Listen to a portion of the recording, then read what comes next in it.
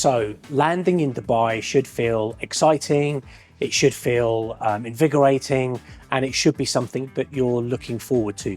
What you don't want to do when you land in Dubai is be saturated with red tape and run into problems that you just haven't thought about. I run into people that will say to me, oh, but Dan, you didn't tell me about this. Oh, I didn't know about this. What are we going to do? So I thought I'd collate them all and put them all in this video of things that you can do to avoid some of the more common slip-ups that people make when they come to Dubai, myself included. So stick around, and as I'm going through them, maybe you can have a guess at which ones I fell foul of.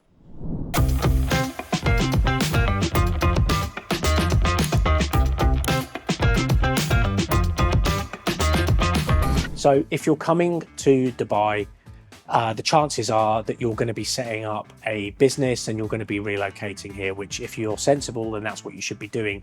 Now, as I say in all of these videos, I partnered with a company called GenZone. You can book a call with them below. Now, why would you want to do that? So, good question.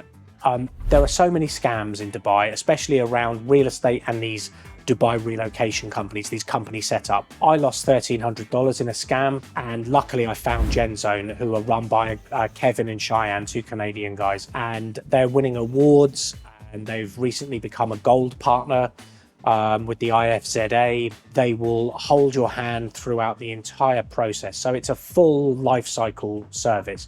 But you can see a video that I did with Kevin on this channel, and we go through my experience, what happened to me, how they can help you. But anyway, look, book that call and you can have a chat with him. But on with the video.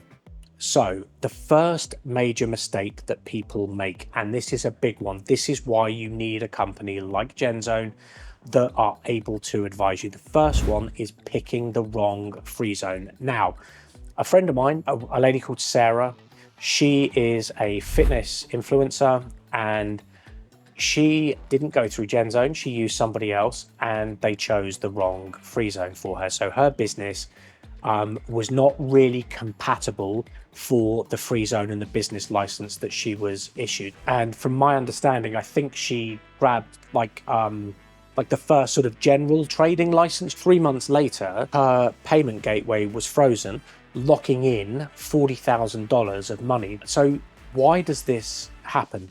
So Dubai has over 40 of these free zone companies, and they're all designed for different types of businesses, and they'll issue you a different type of business license. So if you're a consultancy, like an HR consultancy, or versus a finance company versus a fitness influencer, then you'll have to have different business licenses issued. So number 2 is going to be neglecting the visa and entry permit requirements. I know somebody, a guy called Liam.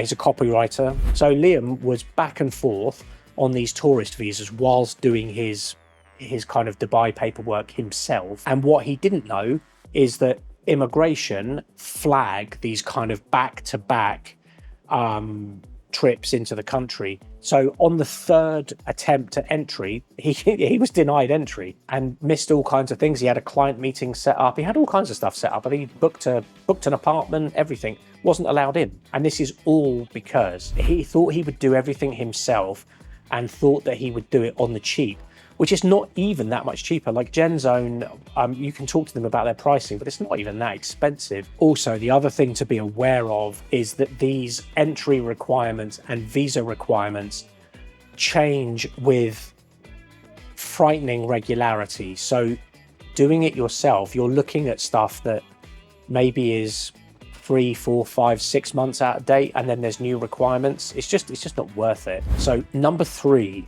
is not doing your due diligence. So somebody that I know, they did not do their due diligence when they were coming to Dubai. So what do I mean by that? Well, they booked something on Airbnb, so it was quite cheap, and they flew in during summer. They arrived at the apartment, fine, they managed to get in, and the AC unit was broken. It's like 35 degrees in the apartment, 45 degrees outside, and it's just, they're sweltering. They're trying to get hold of the landlord. The landlord's not doing anything. There was no agency involved because it's all booked direct via Airbnb. $800 later, they've got a working air conditioning unit, but there was a lot to do. There were like 3 days without aircon. They're $800 down. They're now in a fight with the landlord. And this can all be avoided by doing a bit of due diligence before you land in Dubai. Not doing things on the cheap, not being sensible about what you're doing. It's a very low crime environment, but there are scams. Number 4 plays into that as well, because I relocated to Dubai. I hadn't been to Dubai before. Luckily, I kind of got away with it, but a friend of mine, Priya, she is the CEO of a consulting business, and she was relocating thanks to a conversation that she and I had. She saw this really cool loft in Business Bay. So she arrived, she moved, got everything. She's in this stunning place. I've seen it. It is absolutely lovely. So she's got this lovely car, lovely apartment, but in order to get where she needs to go, she's spending, 2.5 hours a day in the car. And she's got this apartment for at least 12 months. So you need to do a recon trip.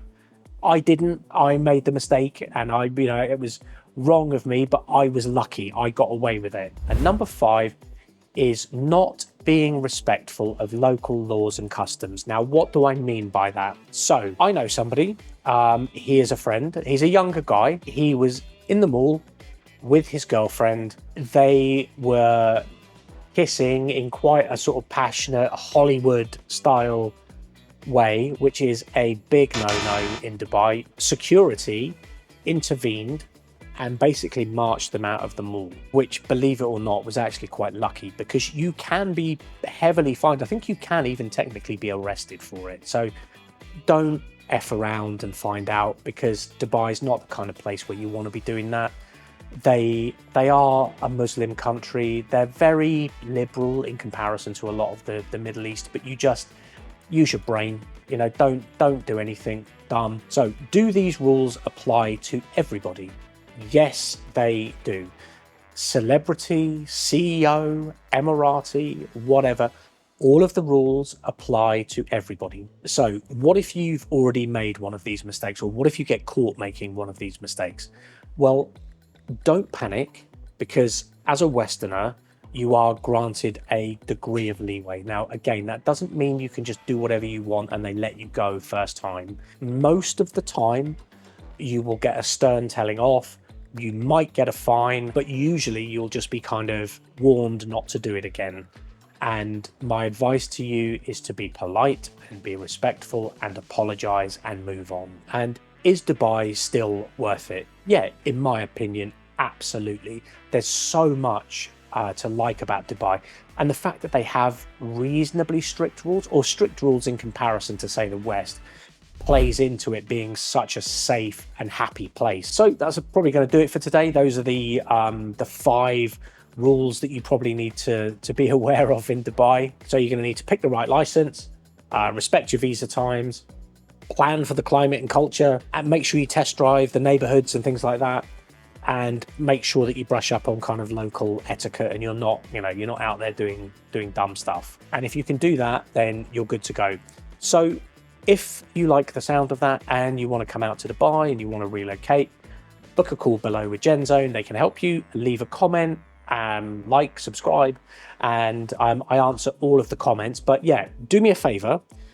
If you like this content, if you found it useful, please do like and subscribe. I'm only a small channel. I'm not making millions out of this. I don't need to, but what I do like to do is just to have it reach as many people as possible. So if you can do me that favor, I would be super grateful. Anyway, thank you for your time, and I will see you in the next one.